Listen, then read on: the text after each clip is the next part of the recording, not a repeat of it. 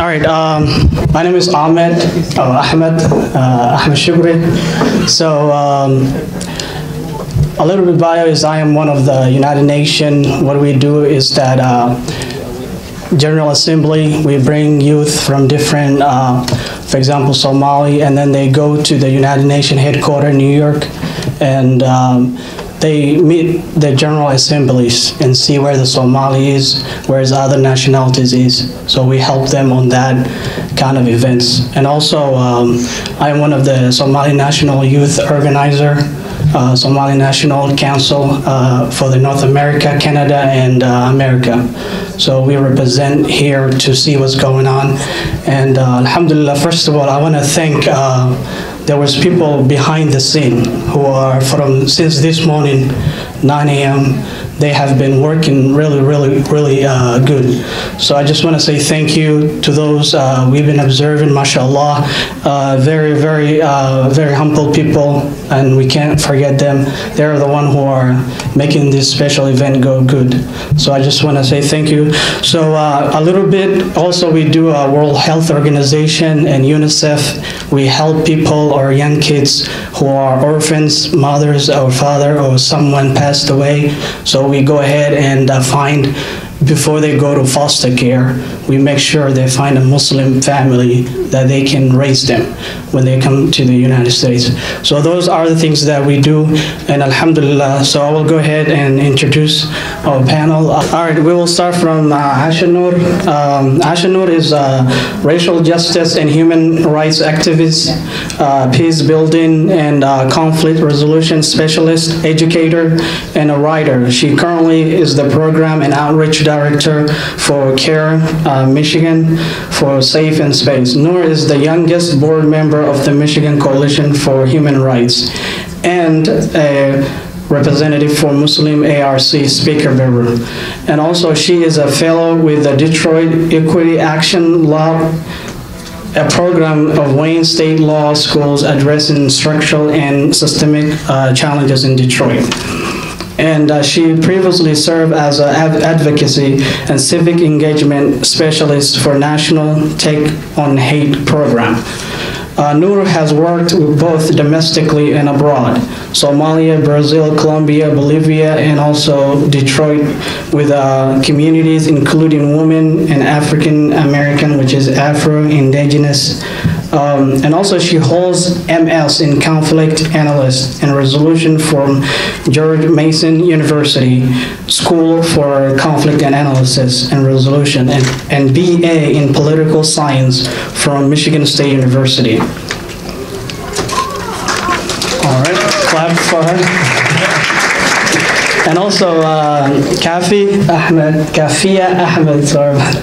Kafia Ahmed is a Minneapolis-based activist and community organizer. She spends the better part of the last decades organizing Black, Muslims, and refugee communities on issues related to access, criminal justice, foreign policy, and prevention of gender-based violence.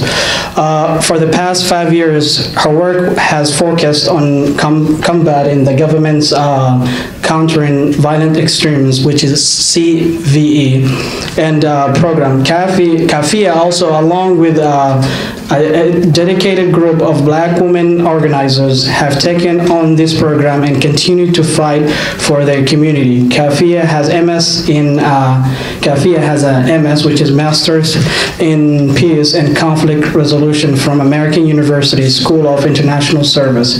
In her spare time, she loves to listen to products, read, and travel whenever possible. Last but not least, Sheikh Hussein Nuh is the executive director of Abu Bakr as-Siddiq Islamic Center.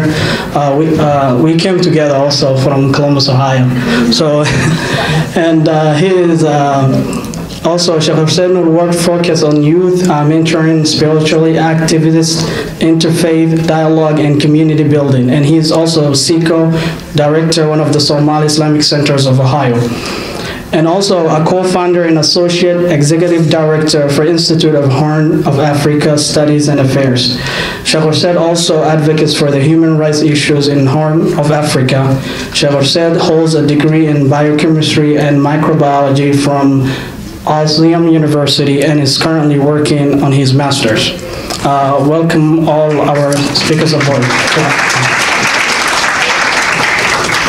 All right, what we will do now, every person has 10 minutes and we will be taking the time serious this time. Assalamu alaikum, everyone. Thank you to all the organizers and everyone for inviting me tonight. I'm really excited to be here and to get to talk to all of you. My name is Kafia Ahmed. I'm a Minneapolis-based organizer. I lived actually in the DC area for 3 years while I was in school, but I'm now back in Minneapolis, and I do a lot of community organizing in the Somali community. I've been organizing since I was about 15 years old, and the reason I actually became an organizer is because there are so many issues in the Somali community that needed people to advocate on, but there was, so early in the community's history, there was no one to really do that, right? Like our parents were kind of doing the work of surviving, and we were supposed to be in school learning, but our elders and a lot of people in our community were missing out on opportunities or being pushed out of systems or fundamentally oppressed because they didn't have someone to advocate for them and speak for them. And you know, the language barrier made that worse. So I started organizing actually around housing issues with Somali elders who were in public housing and getting them all the services that they needed, and then went into more youth advocacy and criminal justice work. A lot of the work that I've been doing around countering violent extremism started when I was in college at the University of Minnesota, and at the time, it was when the 20 Somali boys from Minneapolis went back to Somalia to join al-Shabaab, and then we had FBI elements kind of hanging around campus trying to interview us and trying to find out information, because the way that the FBI found out that the boys had left was because of, you know, their parents and other elders in the community being concerned about where they were going. Our federal investigations apparatus was not really knowing what was going on or up to date or prepared to handle those things. But so what turned into a curiosity of our elders to try and figure out what was happening, where the boys were going, turned into an all-out surveillance state on the Somali community in Minneapolis. And that grew into what is now considered the countering violent extremism, or under the Trump administration, the countering violent Islamic extremism, which, I mean, that's what it was anyway. They just changed the name. So CVE, for those of you who don't know, was a program initiated by the White House. It was a special project of the Obama administration, which started with the White House Summit in 2011, where they invited out Somali community members and sheikhs, mostly men. And I think that's an important thing to point out, is that a lot of the people who have been major proponents of the program have been male elders, and the majority of the people who have been impacted negatively have been young men in the community. And so they invited people to come out to this summit, and then that summit turned into what is now CVE. And CVE is a pilot project in Minneapolis, Los Angeles, and Boston. And those communities were chosen as places where the administration could launch this pilot program to see if there was ways to politically re-educate the communities and to fundamentally change how they operate, and essentially like throw money at the problem, a problem that they believe was persistent and really insidious in the community. So there's a couple of problems with that, which is like the fundamental premise of the program is wrong. The FBI's own report in 2015 pointed out that, quote, there is no way to predict someone's likelihood of being radicalized. So there is no scientific study, there is no academic works, because if there was a way to predict people's behavior, I think we would be doing a lot, more interesting things with it. The U.S. government would be doing a lot more interesting things with it than hanging out with Somali kids in Minneapolis. But part of the reason that the program was launched in Minneapolis is because the Somali community in Minneapolis represents the intersection of a lot of interests of the United States government, which is they're a immigrant refugee community, they're a poor community, they are Black, and they are Muslim. So it is like the intersection of a lot of oppressed and deeply marginalized communities, and it is, an easy get, right? Like there's not a lot of people who are going to fight the government in their efforts to try and criminalize an entire community that is poor and does not have the ability, or to their belief, didn't have the ability to fight back against this program. And so the way that they were able to get this program to start was by offering money. And for a community that has seen profound disinvestment over the course of the last 15 years. Like, the Somali community was better funded. I moved to Minneapolis when I was 6 in 1995. We were better funded then than we were in the year 2005. And that's because of a strategic disinvestment in the community through the efforts of philanthropy, city and state government, and also federal government. And so while conservatives send this myths of the poor black immigrant who's taking everybody's jobs and living off of the welfare state. Really, the only way that the community was able to build any kind of wealth was through like Hagbed or Ayuto, or through systems where we were supporting one another and helping people start business. And if anyone's been to Minneapolis, you've seen it's kind of like the fear of a lot of white people. It's a community with a lot of Muslims, people who are deeply proud to be Muslim, who are very proud to be Somali, and who own a lot of businesses and who control a lot of things in that community. We still have our issues, but Somali people are not known globally to be shrinking. We're not people that are easily assimilated into another. We'll make you Somali before you make us anything else. And I think that fed into the fear of the federal government. So they started giving money to these small organizations, parents organization that was for youth poetry, organizations that are supposed to provide services, who are, organizations that are owned and run by Somali people, would give them money, $30, $60, $100, $250,000, which for a lot of these organizations is the difference between being able to provide service and not existing at all. And so, of course, a lot of these people, and I'll say, because I'm a Muslim, the premise that I start with is that a lot of these people took money because they believed that the money they was taking were going to help people, and that it wasn't their belief that this money was going to cause the criminalization of their youth and end up, at the end of the story, we end up with 10 young Somali boys in federal prison for 30 to 40 years, charged with what is essentially a thought crime, right? Like, none of them actually committed a crime, but they watched a YouTube video or they thought about it, and now, a lot of these people's kids are at risk. But they took this money. That money helped, them to have these organizations, and then they started what is so I will say this program is co-operated through many different government agencies, the Department of Justice, the Department of Homeland Security, and a couple of smaller agencies, but it's one of those like coalition efforts, which is rare, because if you know anything about the government, they don't know how to work together. But when it's like, when they're trying to root out terrorists, I guess that's when, work starts getting done. And it started with an initial investment of about $30 million. I'll kind of end there and get into more detail later, because I think my time might be up. Am I? Yep. My bad. Assalamu alaikum, everyone. So I don't want to be very redundant. A lot of the things that we're going to speak about on this panel kind of overlap. Our general premise today was to talk about Islamophobia and to touch on the Muslim ban and sort of some of the ways in which Islamophobia has manifested in our community and like broadly the Muslim community.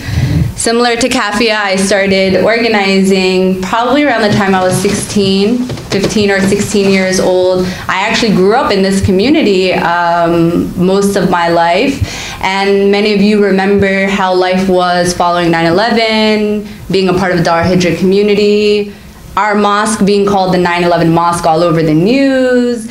So many things that happened, that transpired during that period of time, whether it was, the FBI at our door, many of our families getting raided, living in a sort of surveillance area, and just kind of the fear and the mistrust that really took root in our mosque and also in the Somali community, as well as consequences of having those in our community incarcerated on trumped up charges and things of that nature. So I think this is safe to say, unless you're really young, that you remember that period of time, and some of those issues have persisted and have a new ugly head. So Yeah, unfortunately. And so I just wanted to talk about Islamophobia in its most basic sense, is defined as dislike of or prejudice against Islam or Muslims, especially as a political force.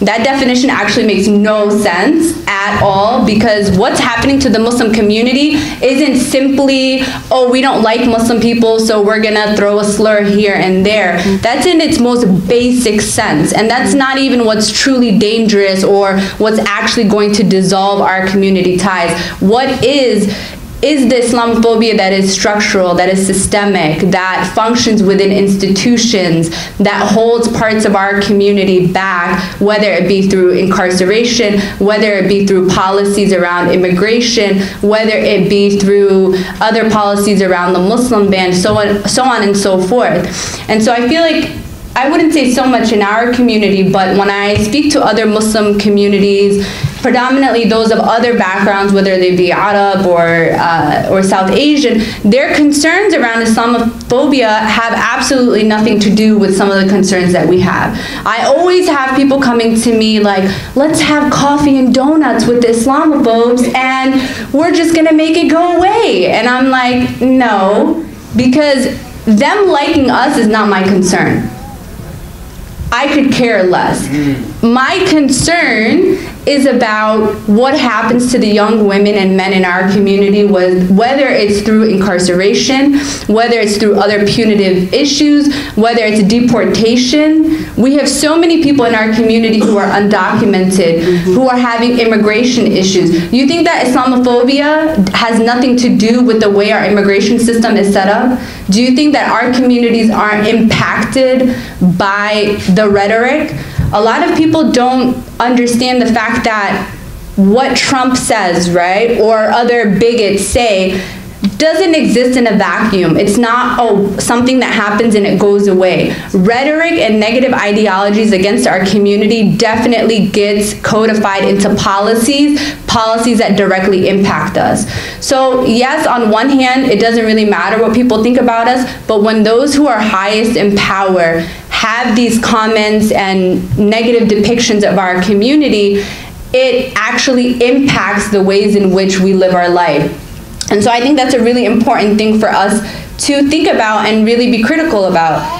And another thing that also comes to the forefront of my mind when I'm thinking about the issue of Islamophobia is that it is not a single issue area. We shouldn't just focus on Islamophobia. We have to understand that there is an intersection, like Kafia said, of our community that is suffering from poverty, from anti-blackness, from xenophobia, from lack of access to resources. And so when those things are compounded, that means our community is more targeted.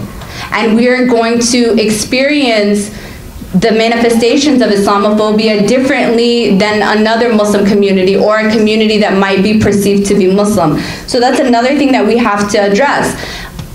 When we're talking about our community, I was recently reading a study, please someone correct me if I'm wrong, was that the median income for Somali families annually is $22,000 a year.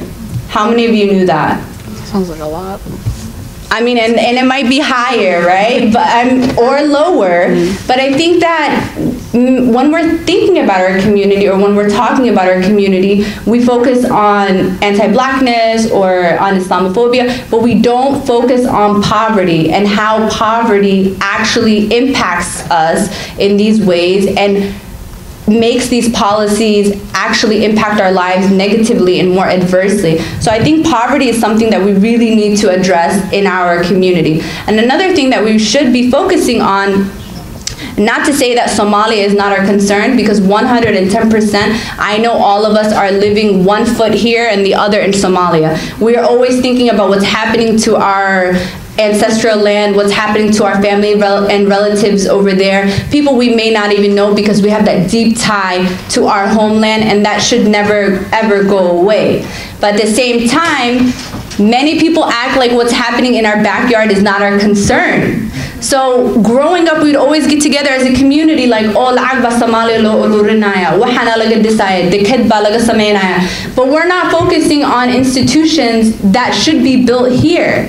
Because when our young men and women are being incarcerated or are facing challenges around fake entrapment cases, we don't have the institutions that are ready to deal with that, because everything we've been doing for the past 25 years has been with the mindset that we're going back to Somalia tomorrow. And I know it's probably an unpopular opinion, but we cannot be here and have our children go to universities and try and have job opportunities and so on and so forth, and actually resist against an oppressive system and to resist against policies that are meant to break us down if we have nothing built in place.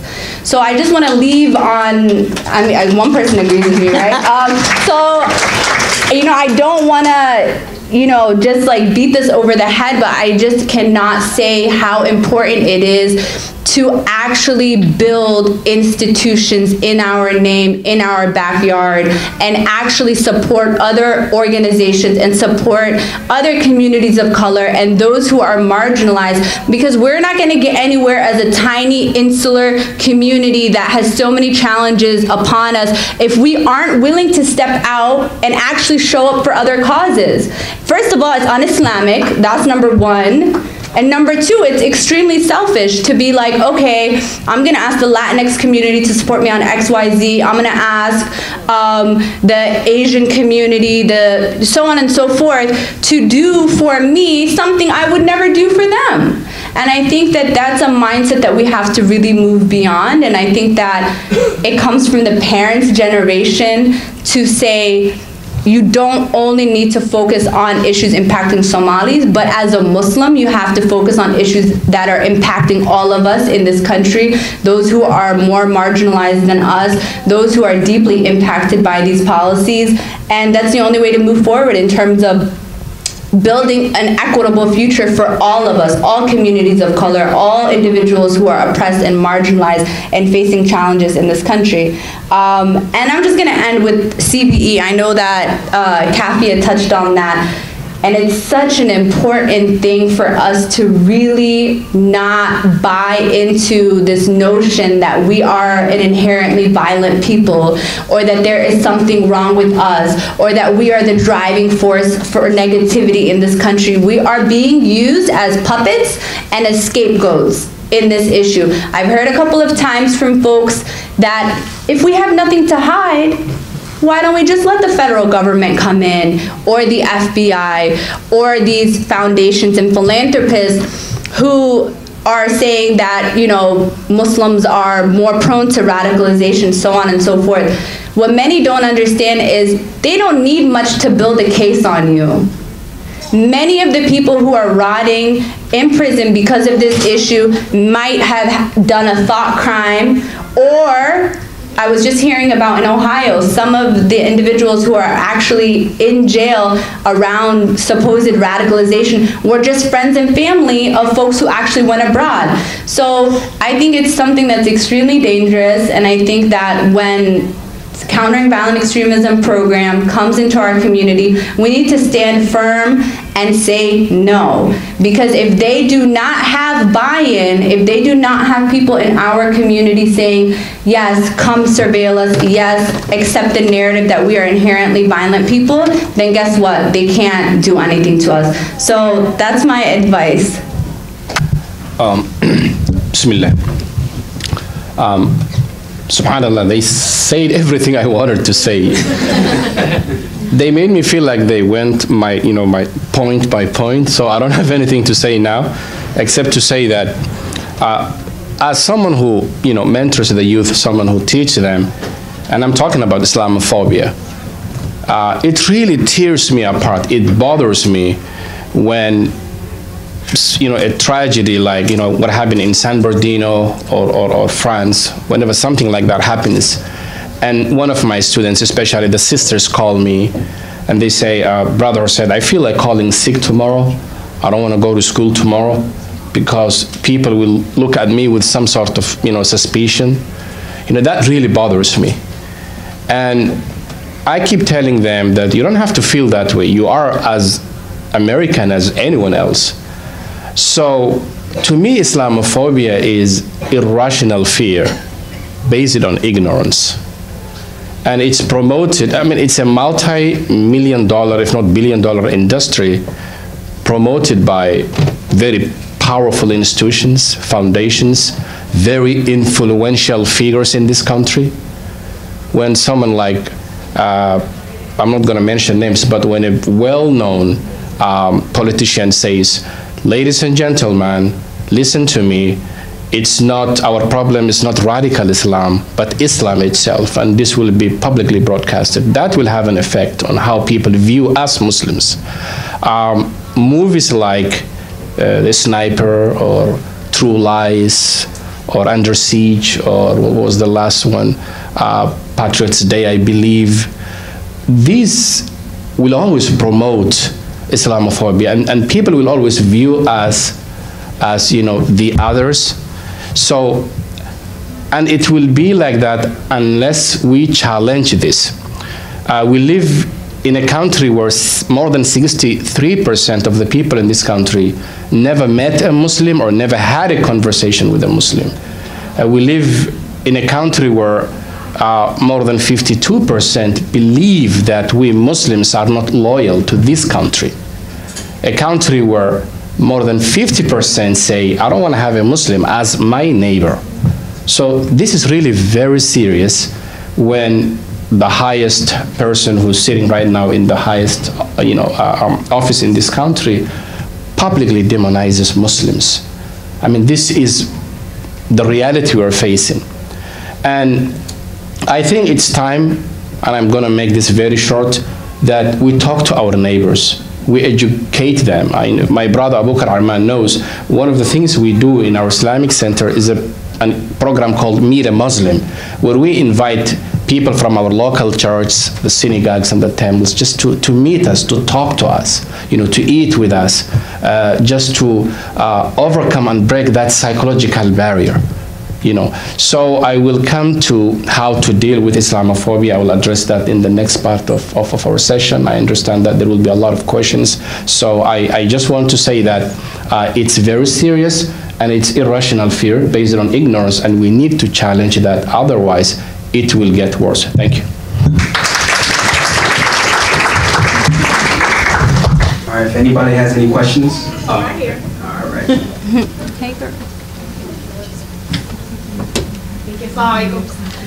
Thank you, all three of you, and I just want to say I love how many intelligent, really dedicated Somali women we have in our community, and I can't wait to see our young boys being supported and facilitated in the right way so they can be out there too, because I want y'all to talk. So for the brother, you know, I remember when I went to college, I went to a big white Southern university. It's incredibly racist, and of course Islamophobic. I had a lot of talks with white people who called me a terrorist in the newsletter, in our newspaper, huge newspaper, who said Muslims are this, Muslims are that. I wrote all these op-eds, and I really thought that if I sat down and had coffee with them and explained, I really thought it was ignorance. Right, I really thought, and then I realized and had to check myself that Muslims have been here for 400 years.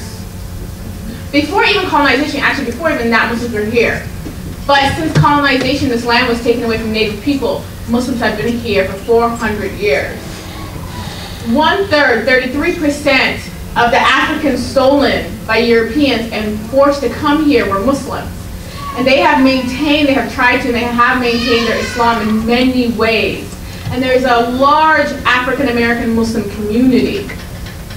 And so it's not that these people don't know about Islam, it's that they actually do. And this is how you have a systemic, global killing of Muslim people and invading a Muslim country. And so my question is that, actually, I really don't have a question. I just want to say, I've been there, and I do human rights work. I do grassroots organizing. These people know better than we do. So So if there's one hand do da'wah and teach people about Islam, and we have our prophetic tradition, some of the worst people who hated Muslim and they became Muslim. Yes. We have to think about structures. Those are individual people. And so we have to be very careful about where we spend our energy, because it could be very draining, right? And we want these people to accept us. The thing is that we're in a crisis. And I think that it's really important who we welcome into our communities. You know, African American Muslim communities know this better than we do. And we need to be working with them, right? Other Black Muslim communities and other Muslim communities. They know about us. They know about Black Muslim people.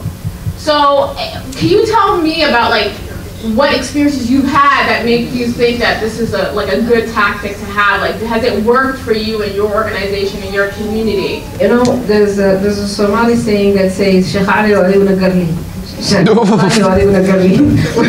when two people are actually both saying the truth, which is very interesting, and the complexity about trying to keep contradictory concepts in your mind is what makes us really think deeper. So I think maybe, and I'm gonna not even speak for Sheikh Hussein, but I think where he's coming from and where you're coming from are maybe contextually different. I agree with you.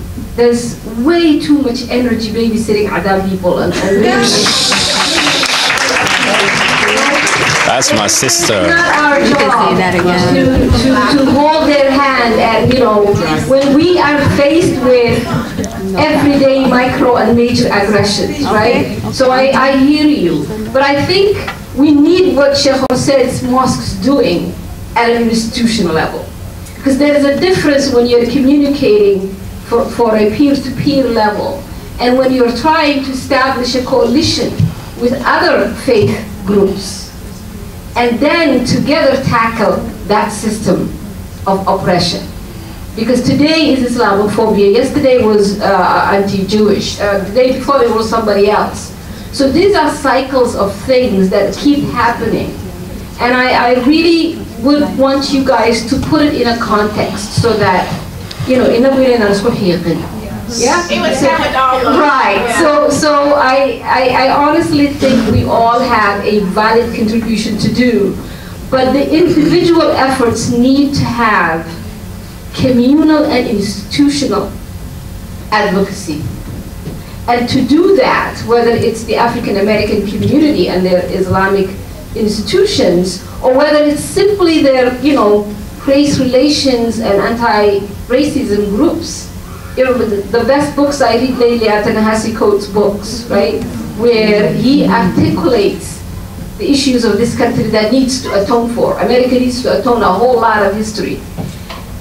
But we are now caught in that history, and criminalizing young Black males is a reality that we cannot run away from. So I just wanted to contextualize that. Thank you. Anybody else have any more questions? All right. I promise no statements. This is an actual question.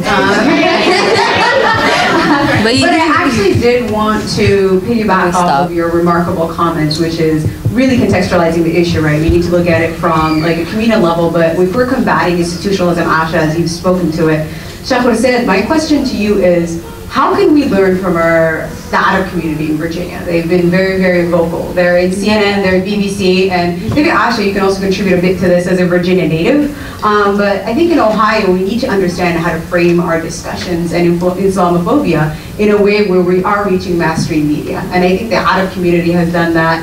I don't want to say successfully, but they are out there. Whether they're on Instagram or they're having rallies, they're very much there. And second is, why are we not a part of those circles? Like, is there a division between the Arab community and the Somali community that's just not visible to me? And can we bridge that? And then finally, the question that I had was, what are safe spaces? Where can we go to combat Islamophobia within us? How can we have an engaged discussion? Can we name some organizations that we can participate in? So. Let me address this in a broader context. I just want all of us to visualize a scene, and I'm talking about the first public speech our Prophet, peace be upon him, made when he came to Medina. So this is the first time where he was addressing multi-religious, multinational, people, like the Jewish community, the Christians, and according to the Islamic history, Muslims in Medina were less than 9% at that time. And also take into consideration the fact that people were waiting the Prophet, peace be upon him, right? And they were talking about him. So Islamophobia was there. People they really wanted to see this man. If you think about this narration, the man who brought us this narration was a Jewish rabbi. His name is Abdullah ibn Salam. He looks at the Prophet, peace be upon him, and he says, as soon as I saw him, I knew that this face wasn't a liar. Which means the attitude of our Prophet, peace be upon him, would really dismantle people, would, convert people, if you will. So his choice of words, the first thing he said was, أيها الناس أفشوا السلام وتطعموا الطعام. O people, spread the peace and feed the hunger, which means, our scholars say spread the peace means tell people who you are, talk to them, have a communication with them, bring them to your mosque, if you will, your places, talk to them. Right? We said 63% of the people in this country never met a Muslim. All they know about Islam is what Sean Hannity tells them. Right? So he says, Afshu salam, spread the peace, talk to them. If you don't speak for yourself, others will define you. So we need institutions that intellectually talk to the people on the public platforms and tell them who we are. And number two, he says, وَتُطْعِمُ الطَّعَامِ, and feed the hungry, which means, again, today, we have to come up with institutions that can respond to the suffering of the homeless, of the needy. And I think our Arab brothers and sisters, even though I am more into the Desi community, the Indo-Pak, I think Sheikh Mohammed Hussein and Abu Bakr Arman, who are here, are more privy to a lot of information within the Arab brothers and sisters. So this is what our Prophet, peace be upon him, said. So that's how he dealt with Islamophobia, volunteering, joining local organizations. So I think if we want to overcome that psychological barrier where people view us as, the fifth element, as the others, as the enemy, I think we need to take that prophetic model. What was your last question? Are there any organizations you said? Yeah. I think I know my brother from Helping Hand is here. I used to work for Helping Hand. I was the West Coast outreach coordinator in West Coast, California. We used to have a program called Mercy on Wheels, Skip Your Lunch to Save a Starving Child, something like that. So we would go to our neighbors, we would feed them, we would talk to them, and it really worked for us. Also, the Meet a Muslim events, where you invite people and you ask them, is there any questions you have about Islam? It really helped us on a local level. And if you're looking for institutions, I think what ICNA is doing, or ISNA, or organizations like, Rahma or Mercy on Wheels can be a, best model. And I think the sisters can add some more. Well, I think I caught part of your question, Manav. I'll talk about the first one. You were asking about kind of looking at the Arab American community and like how they've been able to maybe make some sort of way around advocacy, around Islamophobia, so on and so forth. My take on that is there's a lot of access and privilege that comes with proximity to whiteness, okay? And so when, Oh yeah, or just being white, right? And so I think that the face of Islam, when you think about it in this country, in the ways in which it's framed, or even globally, is that Arab is synonymous with Muslim, and Muslim is synonymous with being Arab. And so oftentimes when there is an issue, even if it's impacting us as Somalis or impacting African American community, and you turn on the TV, the first pundit is like someone from Palestine. It's like, what? Like, what do they have to do specifically with our issues? So I don't think that they are better at advocacy. I don't think that they're better activists. I don't think they're better strategists. I think they have more access to resources from funders and philanthropists who do sort of organizing around Islamophobia. They have that access. They have those resources. They definitely have the proximity to whiteness or simply being white. And so I think that that's the way I look at it. I don't think that it's something we can learn from them. So I think it's really important to look at access and their ability to infiltrate some of those spaces where us as black folks, as black Muslims, don't have that access, and people don't really affiliate our race and our background with that of being Muslim. And so I think the best solution is we, again, create our own institutions, support our own platforms, support organizations that are really serious about anti-racism. And if we want to learn from the Arab community, which I think is a silly idea, but if we want to build with them, we can definitely build with those who are serious about anti-racism, those who actually go out of their way to support and who are genuine and who are very sincere and who are not using us as tokens or using our plight as some sort of opportunistic venture or goodwill project. So I think if there's genuine solidarity there, I'm for it. If you're really serious about anti-racism work, I'm there for it.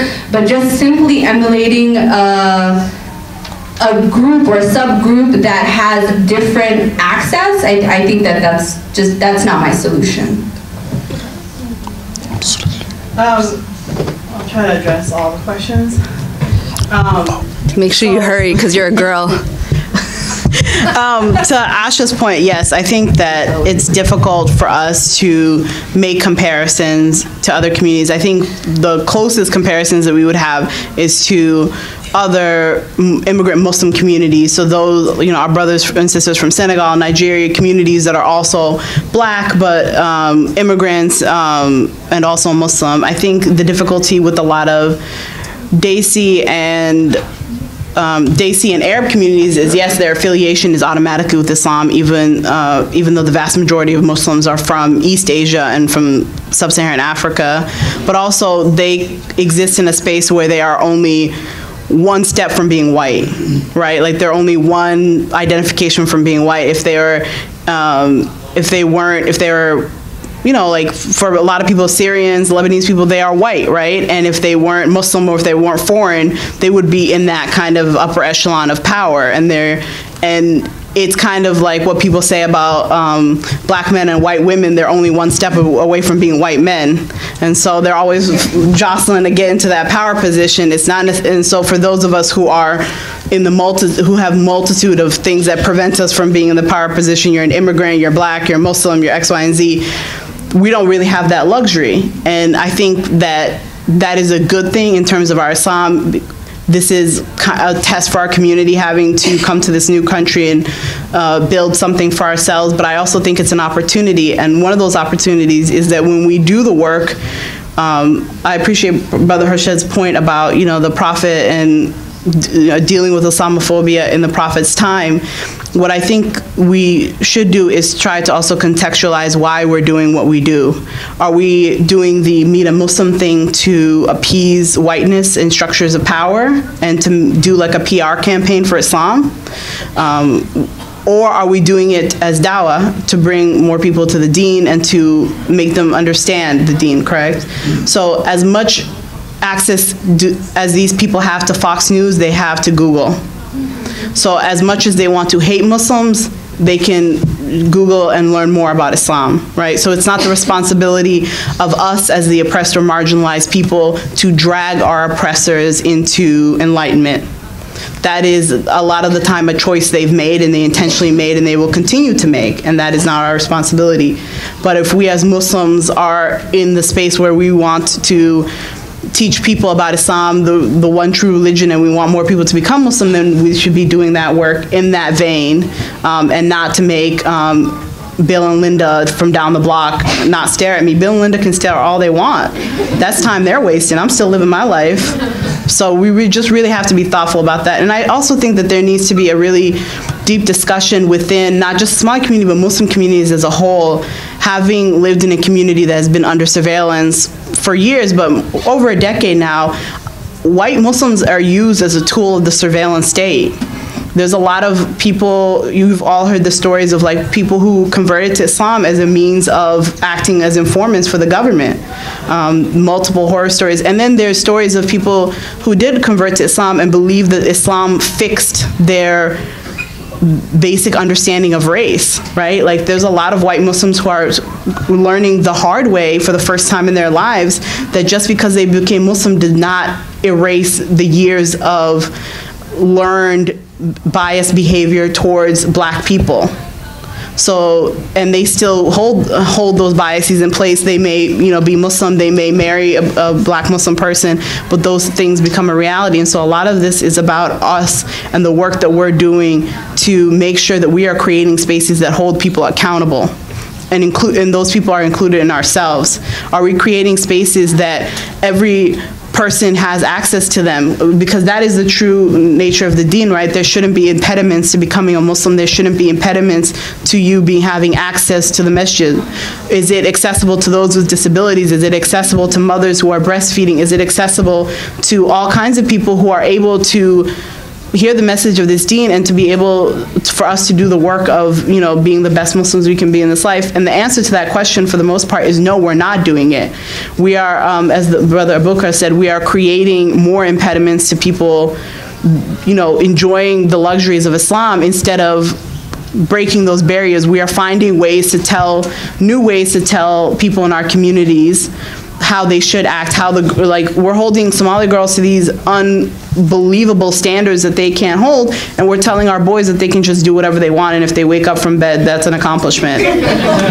And that's not fair to the girls, and it's also not fair to the boys. And we're doing a disservice to all of us by doing things like that. And this, you might be wondering, what does it have to do with Islamophobia, Kafia? Well, I think Islamophobia, the premise that sustains it is the idea that we have to prove our humanity to others again and again and again. And I'm here to tell you that you will never be able to prove that you are a worthwhile human being to people that hate you. And all you can do is live your life. And if as Muslims, our work in this life is not to prove to the people that hate it. The Prophet didn't go around trying to prove that Islam was worthwhile to people. He was a Muslim. He was kind and he was helpful and he was giving to those who were in need, no matter who they were. And that is how others came to Islam, by watching him and his example. That is the Sunnah. So I feel like if we, as a community, focused on a return to the Sunnah instead of talking about why is her skirt so short or why is so-and-so not doing this, and focus instead on our deen. Because I'll tell you this, if you were focused on whether or not you were going to get in Jannah, you wouldn't have time to be talking about other people's clothing. Because you would be racked with guilt constantly. So we as a community just needs to back away from trying to prove to anybody, and that includes white people, that includes Arabs, that includes the Shaykh who have created an industry around our, you know, the failings of our iman, and build a one-to-one relationship with Allah, because that's why we don't have a clergy system, that's why we don't have a pope, because you don't need any intermediaries between you and Allah. Here, I work with Helping Hand. I'm Palestinian. You know, everyone knows that Palestinians. Everywhere we go, we just tell people we're Palestinian, like we're vegan or something, right? That's right. How do we rise above Islamophobia? It's a very hard thing to answer. I'm still trying to figure that out. I grew up in Arizona. Arizona, as a lot of people know, very, very racist. I grew up in high school. I went to a high school that had 30 Muslims. Me, my brother, and someone else, I had no idea who they were. The way that I dealt with it was, you know, a community, a safe space, like everyone's talking about, like masajid communities, but outside of that, you know, exploring different cultures. One thing that I've noticed about Northern Virginia is that there's no cliques. You know, you can go up to someone white, brown, black, whatever, no one really cares. It's very different than being on the West Coast or different parts of the United States. Islamophobia is something that's just prevalent. I think it's in the media, and I think we just need to face it on an individual level. But we can't do it by the masses at the moment. We have something to think about besides that. I don't really have much advice, to be honest. Just move on with your life, you know, like don't let anyone else stop you from living your life. Like you decide who your identity is, not anyone else. And no, I was put on the spot. I wasn't. I think Sister Fawzia already summed it up, because this issue is not either or, you know, because it's multifaceted, and I think all approaches are necessary. The one that defends the legal aspect, the one that says I don't have to apologize for who I am, and the one that says let's talk about this. All of them are valid at different stages. But I want to underscore one thing that someone already said, and I don't know exactly who, please forgive me for that, which is living as a Muslim. That is really the right way of countering Islamophobia. Umar ibn Abdulaziz radiallahu anhu used to say, call people to Islam while you're silent. And then people asked them, and they said, what do you mean by silent? Because you have to engage people. He said, just live the religion. Then that way people will see. But that's a long term though. It's not something that's going to change people's views about us in these challenging times. So we have to be active. One of the things that each one of you has an opportunity for is engaging those people who spread hate through social media. Now this is the biggest forum, of course, platform that you can engage people, educate them, for example. You know, Islamophobes have only one line that they repeat. For example, they will take a verse from the Quran and they will repeat that, yes, they want to chop everybody's head off, for example. You know, and there are many ways to counter that without being really mean about it. But if you look at the Bible, I mean, any of you can Google up the violent verses that are in the Bible, for example. You're talking about in the hundreds. We're talking about genocide, you know, an order that says completely kill everybody, their fathers and their mothers and their children and so forth, and well documented. So that kind of person, you can say, if you have a concern about this, here is a list of these verses. So if the issue is not that, then let's talk about what's the real issue. If it is foreign policy, if it is why people are angry at us, and you know, those kind of things, let's have a discussion about it. And that's what we have for the Ask for Muslim, for example, was a means to create that kind of environment where people can ask straightforward the questions that they're interested to learn, and then to give them a chance for others to present them, not to sugarcoat anything. You know, I mean, this deen teaches about to talk about everything, period. That's it, you know, everything. You know, there is no shyness about it, there is no hiding nothing about it, there is no sugarcoating. So we talk about some of these things. Some of the people will raise questions that are very crude, that will offend even some of the attendees. But you have to educate your own community as well, to be ready for that. You know, and then address those questions accordingly. So, Jazakumullah khair. Thank you for putting me on the spot.